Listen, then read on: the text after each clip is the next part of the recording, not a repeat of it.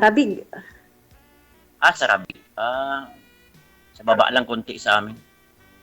Diyan din ako galing. Hmm. Saan Taga dito? sa probinsya niyo, ma'am? Probinsya? Bulacan po ako. Bulacan? Hmm. Saan sa Bulacan? Kayo po? Sa Pandi. Ako, ma'am, ano po? Pandi. Sa Pandi. Opo. Pandi. Malapit lang sa ano. Pinupuntahan ko sa pinsan ko sa San Jose, Bulacan. Hmm. Malayo yun. Oo. San Jose del Monte sa Pandi. So, wala po kayo asawa, ma'am? Wala po. Hiwalay po. Almost 7 years na. Ganun ba? Ilan na po anak niyo?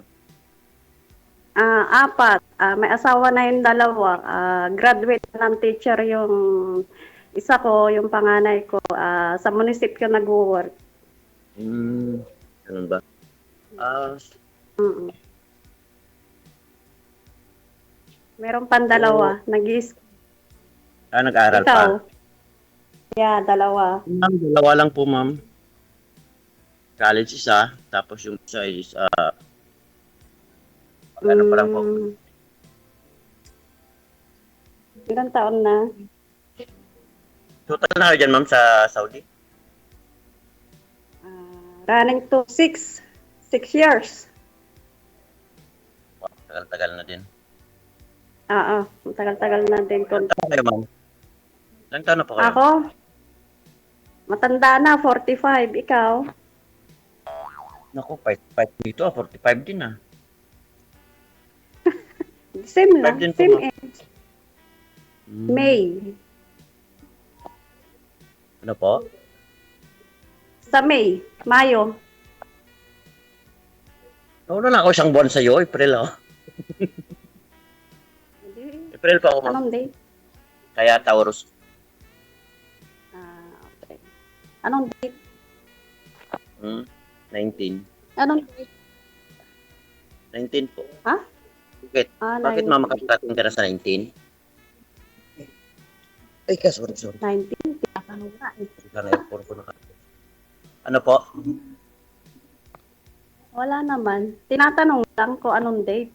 April 19. So, kailan po yung bakasyon nyo? First week na June.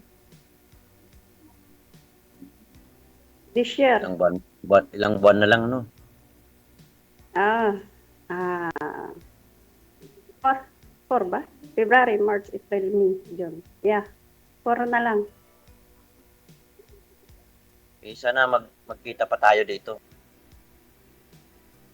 Sana. Kung walang magagalit. Ano work mo? Ma'am, dati din akong Saudi, 8 years ako dyan. Work mo daw, sir? Ngayon, Work mo daw, sir? Ngayon, ma'am, dati, trabaho ko dito pagdating ko dito sa Pinas. Trabaho ako bilang electrician sa Makati. So, huminto po ako kasi pagdating ko sa 27th floor po, wala nang signal kahit na number po. Anong trabaho mo daw ngayon, sir? Anong trabaho mo ngayon, sabi? Ngayon, DJ, ano pa rin DJ? Ano na lang, sa on-call na lang po. Okay. Kasi nag-stop po Ano ako nangyari dun sa nakausap niyo po dati, sir? Okay naman, sir. DJ, maayos naman kausap. Naging kayo? Mabunganga, gaya ko. Naging kayo po ba? Palatawa, ganon. Pero, yun lang po, busy talaga siya sa trabaho niya, and then yung time niya is paggaling sa trabaho, dalawa kasi yung trabaho niya. Hindi, tinatanong ko, sir, kung naging kayo po ba o hindi. Layo kasi naman. Hindi sagot naman, eh. sir. Hmm. Hindi pa po, baka si ma'am pa lang. Tapos sobrang busy niya, hindi na din siya message. So, nakakahiya naman. Message siya na sobrang busy niya po kasi, taga-tawag. Bago. Ano, ma'am? Nasaan yung asawa mo? Dati. Ma'am, yung asawa ko is 2013 po is naligaw po siya ng pag-uwi. Hindi po siya nakauwi ng Mindanao. Sa Luzon po siya umuwi. Taga Mindanao ka. Opo, ma'am. Taga yung Mindanao naging po. misis, Luzon. Ano po? Yung misis mo dati sa Luzon. Yung misis ko dati, ma'am, is taga Mindanao din. Same Nga lang lang, kayo inauna ng- siya nag-abroad sa akin. Eh, nakalimutan niya ata yung ano, yung sakayan ng eroplano papuntang Mindanao, kaya papuntang Luzon, sakyan niyang bus. Hindi po eroplano yung nasakyan niya.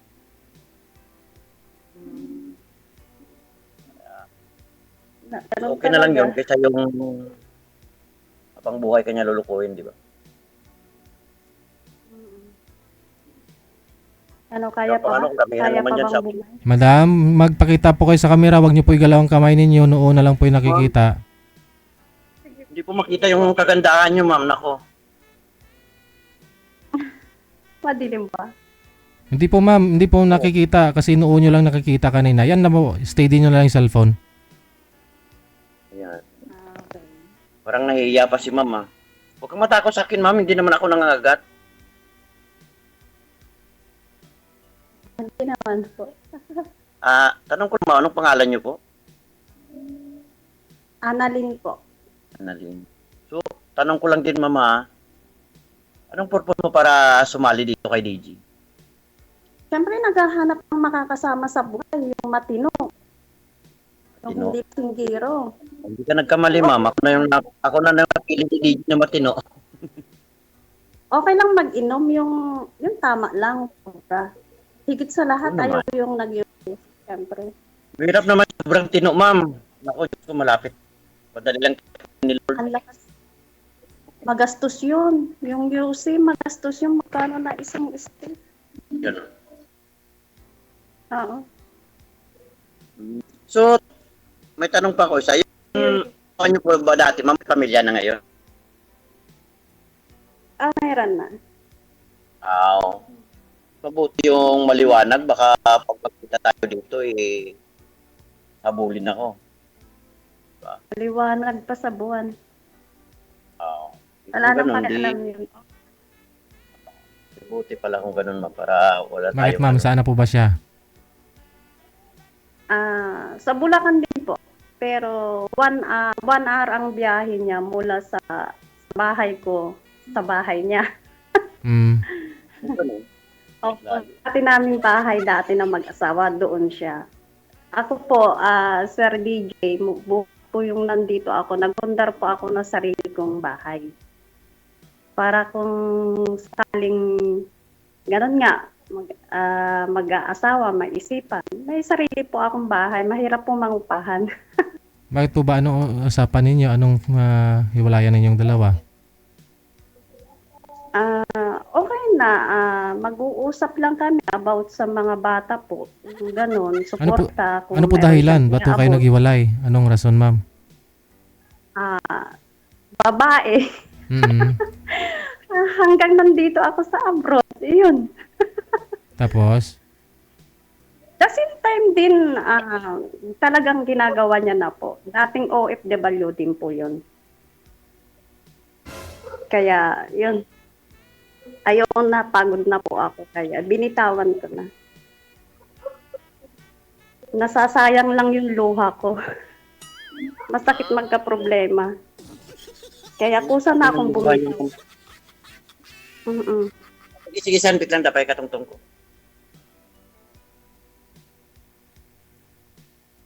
Oh. So, ready na kayo kaya mo pa ba? Ready na kayo na mag-asawa ulit kung ganun. Anytime naman na kung mayroon, bakit hindi? Okay naman yung mga anak ko. So, okay din sa mga anak nyo. Okay na. Kasi nakapag-graduate naman na sila. So, dati ayaw nila kasi ngayon, Kasi yung okay alam na ng mga anak para walang problema. Alam naman na dati ayaw nila. Kasi nag-aaral pa sila. Ngayon, okay na. Nakapag-graduate na sila. May trabaho na sila. Kaya, ayun, binigyan na ako laya. Pero magkasama pa rin sila ng mga anak mo ngayon ma'am? Hindi po. may sarili na rin po silang bahay. Yung Mm. dalawa kong anak na may asawa. Ah, So, nandoon pa yung yung college ko kasama ng atin niya at saka yung bunso ko. Magkakasama sila doon sa bahay nila. mm. Tapos, Kapag umuwi po ako, yun, sama-sama kami. Bakasyon. bale yung may ano na ho yun, doon pa rin sa Pandi.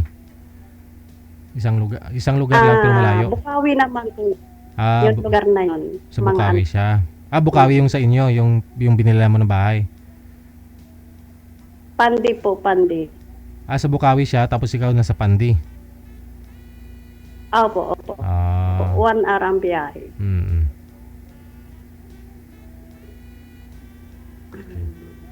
Pero okay naman na po yung bahay ko doon. Nakatira minsan yung binata ko na paayos ko na yun, okay na. So, kunti na lang, yung sala na lang ang hindi pa. Siguro uubos pa ako ng mga 8. Tapos na, finishing na lahat. Asawa na lang kulang. Next pa ang DJ, hindi na kaya. Wala nang power, uwi na ako eh. For good na ba? Hindi ka na babalik? Babalik pa ako DJ, sayang. Hindi ko kayang kitain yung kita ko sa Pilipinas. Ah, yung kita mo dyan, di ka kakayanin dito sa Pilipinas. Hindi mo makikita dito. Yung kita ko dito, hindi kaya sa Pilipinas. Oo, yung kumbaga, magaan naman yung trabaho, buwan-buwan tumatanggap ka, sumasahod ka. Kaya dito muna habang kaya pa. Hmm. So wala ka ring balak mag-asawa pa? Sayang. Boyfriend na lang? Actually, yung hinahanap ko talaga, yung makakasama sa buhay. Ayoko naman po yung boyfriend lang. Mag-abroad ka pa Sana rin eh. mayroong seryoso. Sabi mo mag-abroad ka pa rin. Pwede naman yung DJ, mag-a-abroad ako. Hmm. Tapos siya dyan sa Pilipinas. Paano- Kung gusto niya paano kayo mag-abroad, mag-abroad siya, magtulong kami. Ganun lang. Paano kayo magsasama nun? Sabi mo magsasama kayo.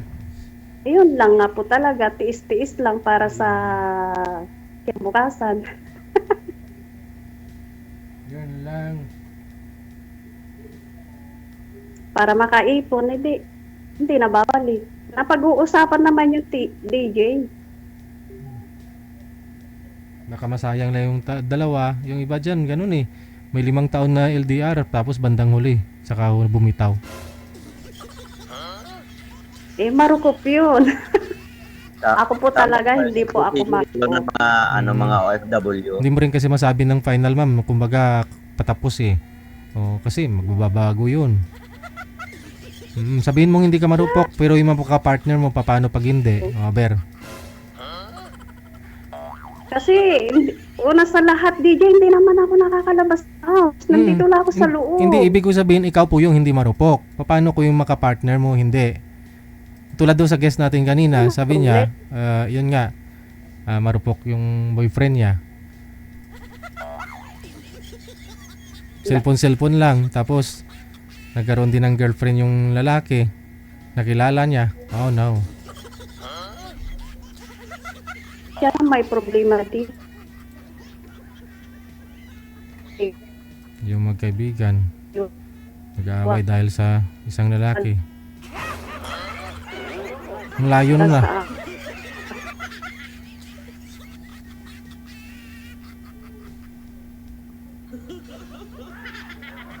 Ano, wala signal, ma'am. Long distance relationship tayo. Kung tayo magkatuluyan, sana all. Baka mangiiwan ka. Ako, ma'am, ako lang yung iniiwan. So, totoo lang. Oo. Saka, ano naman yan, sa relasyon talaga is kulang sa tiwala.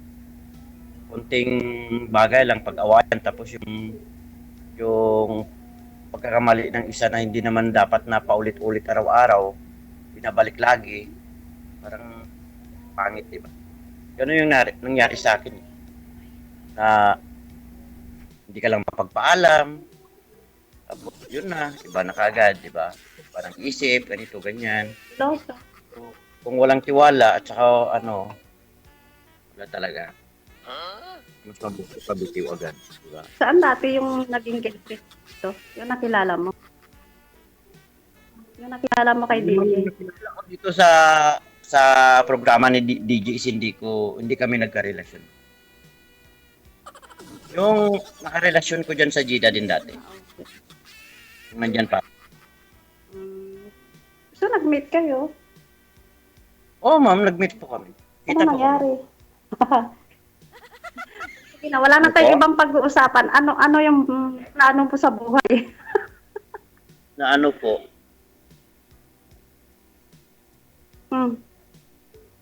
Basta, yun lang. Kung ano yung pinunta natin kay DJ, ba't tayo sumali? Yun ang pag-usapan natin. Di ba? Ba't pa tayo pupunta sa malayo? Okay. Di ba? Kasi alam ko, inaabangan ng mga nanonood sa atin ngayon kung ano yung mga plano natin at kung ano yung pinag-usapan natin, di ba? Kasi alam So, ko, palagay- ang iba galit sa atin, ang iba kilig sa atin. Bali, uwi po kayo, ma'am. Sabi nyo, magfo-for good po kayo. Pero sabi nyo, uwi ka lang, tapos babalik ulit dyan, magtrabaho. Makahanap ka man, LDR kayo, ganun po. Oh. Bakasyon, opo. Oh, tanongin niyo po dito si sir kasi lagi daw siyang iniiwan. Ano pong dahilan? Pagka ganun kasi may dahilan ho yun. Bakit lagi siya iniiwan? Ano po meron sa kanya? Bakit lagi siya iniiwan ng babae? Baka hindi ka marunong umintindi. Sa totoo lang, kung Ha? pag-intindi Ay. ko lang siguro, parang kasing taas na ng PC ng kalabaw. Pero pag ang babae talaga, pag nag-entertain pa sa cellphone niya, ibang okay. Kaya mama, Ano po? Ano po? tinatawag ako ng amo ko. Saglit lang, DJ. Saglit lang, wag mong papatayin lang. OFW TV Radio, powered by Gel FM 90.7. Baka mamaya ano pa yun, magluluto pa yun. Huwag daw papatayin.